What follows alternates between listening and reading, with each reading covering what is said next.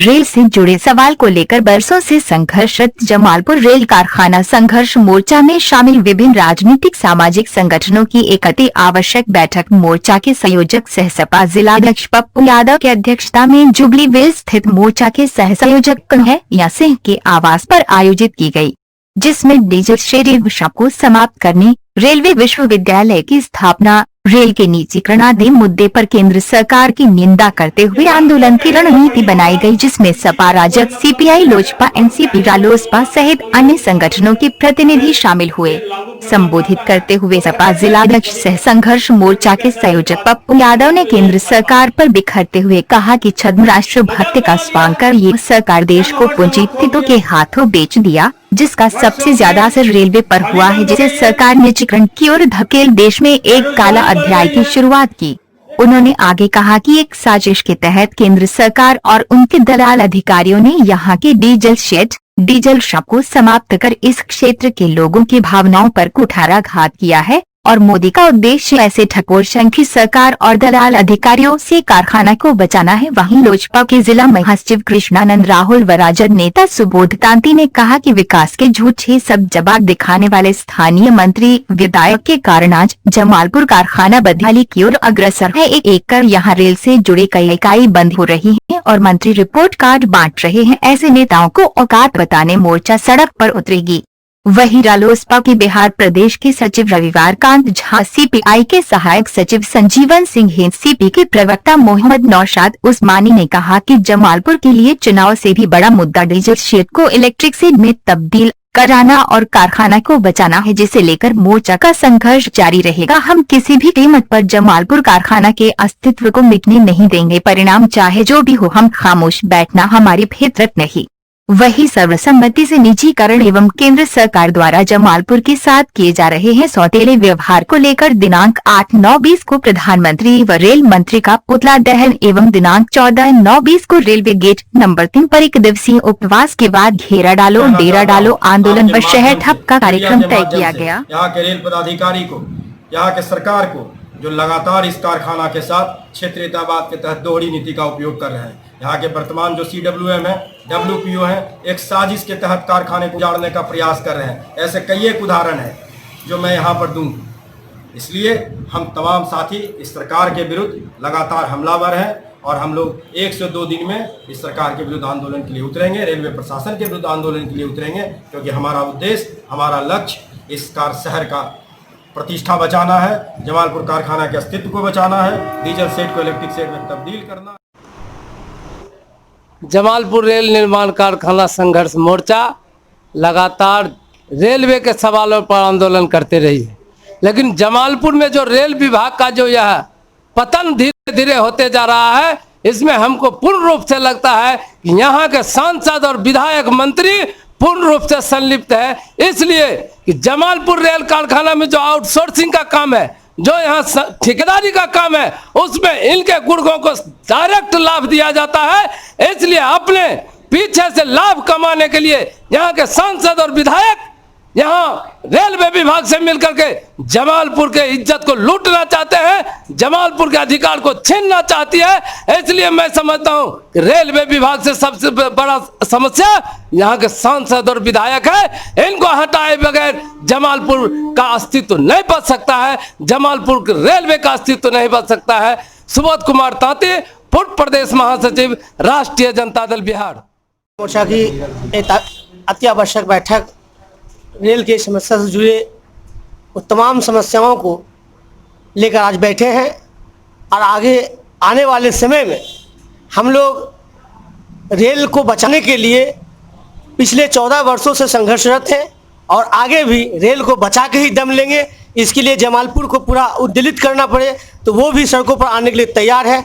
इसी शब्द के साथ अपने वक्तव्य को समाप्त कर जाए। लोजपा जिला महासचिव रही है जमालपुर निर्माण कारखाना संघर्ष समिति का, और एक निर्णय जो आज होगी, एक अहम सवाल जमालपुर और मुंगेर ज़िले के लिए है। मुंगेर ज़िला में कुछ बचा हुआ नहीं है, जो रेल की कारखाना जो है वो भी हमारे से छीना जा रहा है।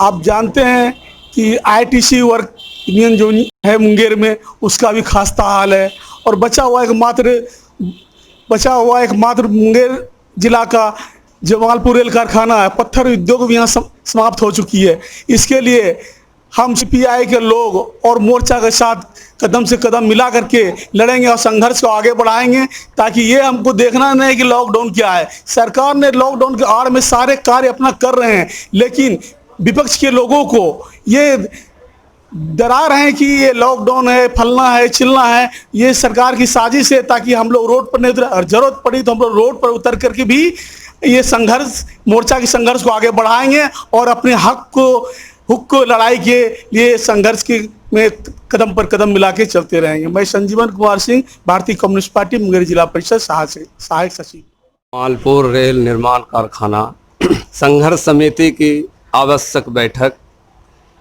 में हम तमाम लोग इस बैनर तले आज ये निर्णय लेंगे, फैसला लेंगे कि जो आज हमारे कारखाना जमालपुर के साथ जो व्यवहार किया जा रहा है, कारखाना को जो लूटने के इस संघर्ष समिति के जो संयोजक श्री पप्पू यादव उनके साथ हैं और उनके कदम से कदम मिलाने के लिए तैयार हैं। जहां तक होगा इस संघर्ष में हम तमाम क्रांतिकारी भाई उनके साथ।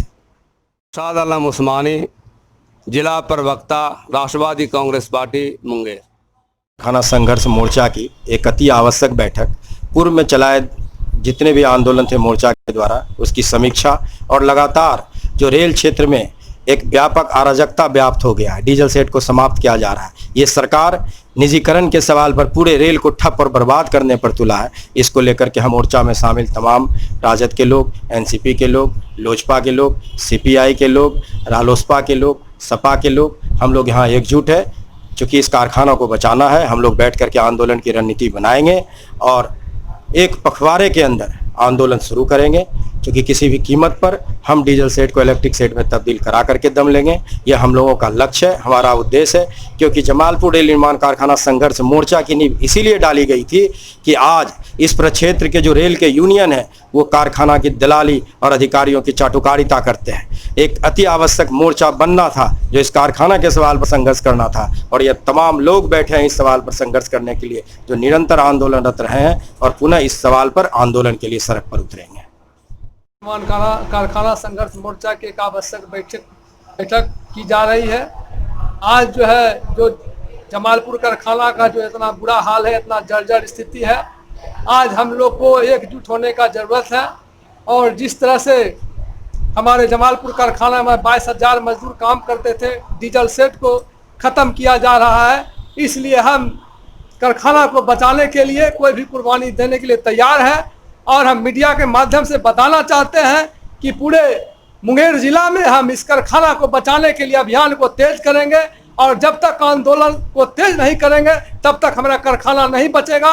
और हम आंदोलन के सहारे हम 22,000 जो पहले की तरह मजदूर काम करते थे कारखाना में, और हम 22,000 मजदूरों की बहाली लेकर रहेंगे जब तक कि 22,000 मजदूर काम नहीं करेगा जमालपुर कारखाना में। जमालपुर रेल निर्माण कारखाना संघर्ष मोर्चा लगातार आंदोलन करते रहेगी और कोई भी कुर्बानी देने के लिए तैयार है। और यहाँ से लेकर के हम दिल्ली तक भी जाने के लिए तैयार है। धरना प्रदर्शन कोई भी मुद्दे पर हम कारखाना को बचाने के लिए तैयार है।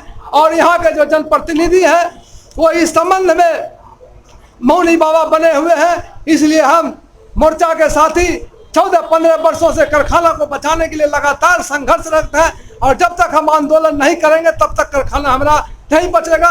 और चूंकि जमालपुर का भविष्य जमालपुर कारखाने पर टिका हुआ है, जमालपुर ही नहीं पूरे बिहार की यह धरोहर है, और यह एशिया का सबसे प्रसिद्ध कारखाना है, जिसको यहाँ एक साजिश के तहत इसको रसातल में मिलाने का काम किया जा रहा है, जिसको मोर्चा कभी बर्दाश्त नहीं करेगी। और अभी से इस बैठक के बाद हम आंदोलन की कवायद को तेज कर देंगे जब तक कि यहाँ 22,000 की मजदूर की